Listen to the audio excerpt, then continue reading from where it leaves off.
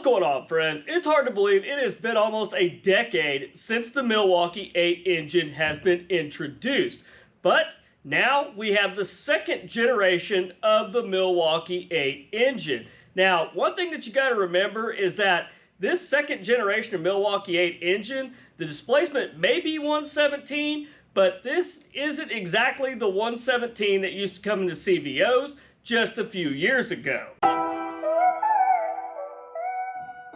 Now, we were kind of gently introduced to the second generation of Milwaukee 8 engines in 2023 in the CVO models. Now, as many of you know, everything with Harley-Davidson starts at the CVO level, and then eventually all that technology and upgrades and updates, it trickles down into the other models within Harley-Davidson's lineup. Now, in 2023, the CVOs were pretty shocking with the entire redesign. Now, a lot of this redesign of the Harley-Davidsons of that year for the CVO models, this really kind of distracted everybody from what was really going on in the engines. They were considered a 121 cubic inch. We were all looking at that, and we all knew they had variable valve timing, but we didn't really pay attention to exactly what was different and what was going on to those engines, or the fact that that was going to be the second generation of the Milwaukee 8. Guys, please don't forget, if you enjoyed today's video, don't forget to hit that like button and consider subscribing to the channel if you haven't done so already. Now, the second generation of Milwaukee 8 engine, it is essentially built on the bottom end of the first generation.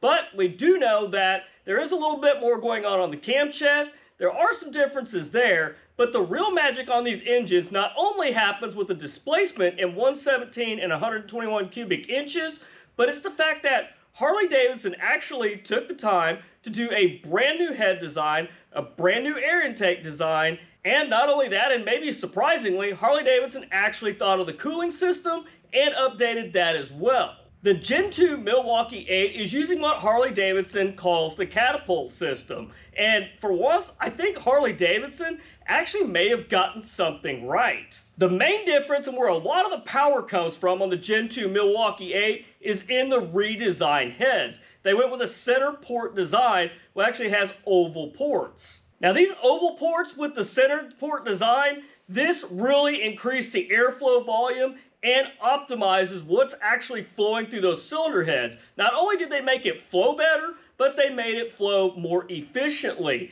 And by doing that, they were able to get more horsepower by being able to run more compression, and also they improved the squish band on it, which is awesome because that really helped with the compression. They have better quench pads to help with detonation. All this so far sounds really good. We're making bigger power. We're able to run higher compression. We have better cooling. All in all, this is already a huge improvement over the Gen 1 heads. But one thing is Harley-Davidson took it even further. They used bigger valves in these heads, and they also used a stiffer set of valve springs in there, which allows for a better, more aggressive cam from the factory.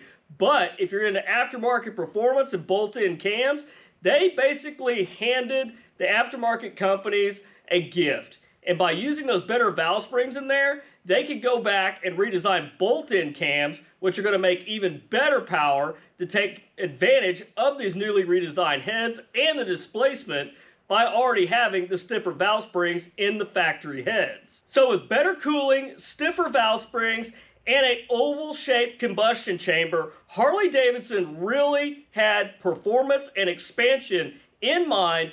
Now, having that oval-shaped combustion chamber really reminds me of the old 883 heads and comparing them to the 1200 heads.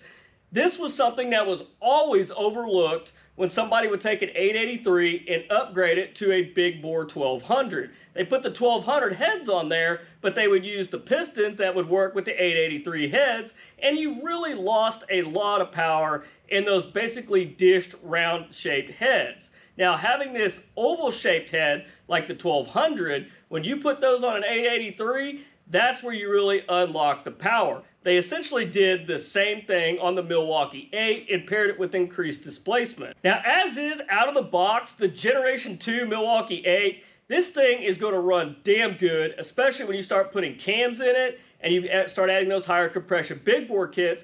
And you're probably going to be surprised at the power numbers that you're able to get out of these just with the factory heads on there.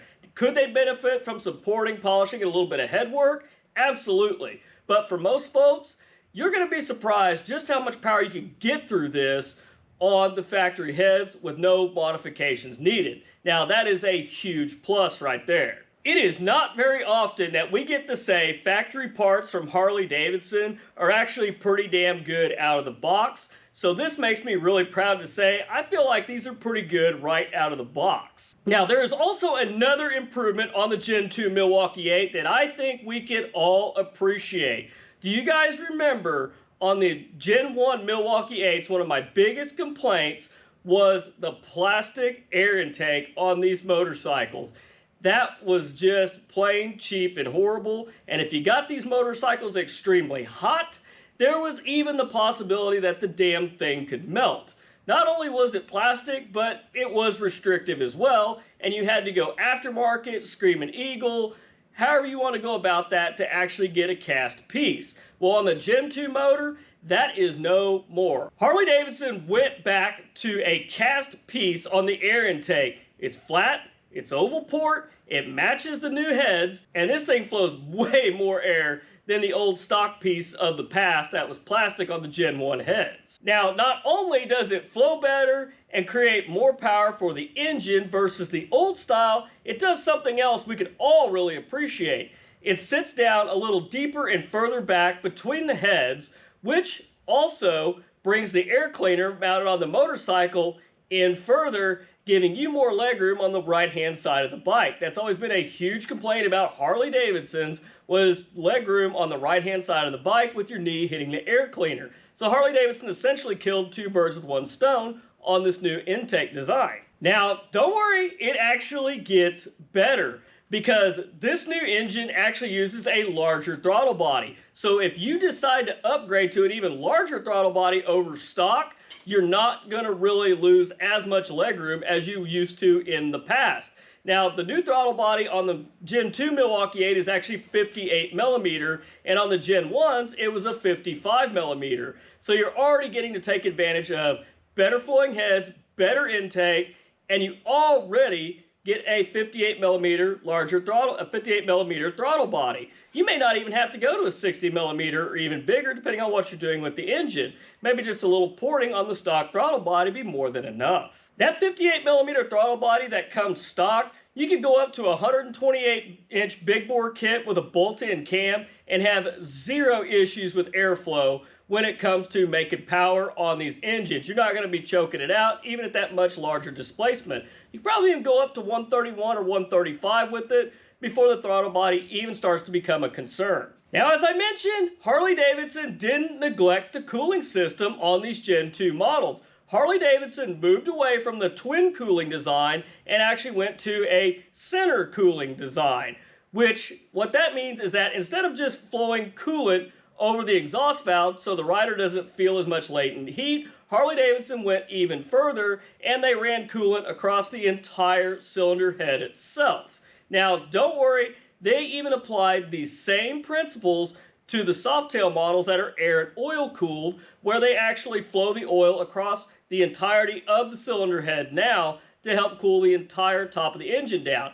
Now, this also translates into obviously less heat felt by you, but the ability to run more power at a higher compression ratio without fear of overheating or detonation. Well, you can still get it hot enough to detonate and overheat, but it definitely reduces the risk. So guys, what is your opinion on the Gen 2 Harley-Davidson engines with these new redesigned heads and a lot of these improvements? Do you think Harley-Davidson finally may have gotten something right out of the factory for once in a long, long time? Let me know your thoughts and feelings down in the comments. But anyhow, guys, that's all I've got for you this week. If you guys enjoyed the video, please don't forget to hit that like button and consider subscribing to the channel if you haven't done so already. But till next week, guys, you stay safe on the streets, ride smart, dodge those cars. I'll catch you guys back here next week with a brand new video.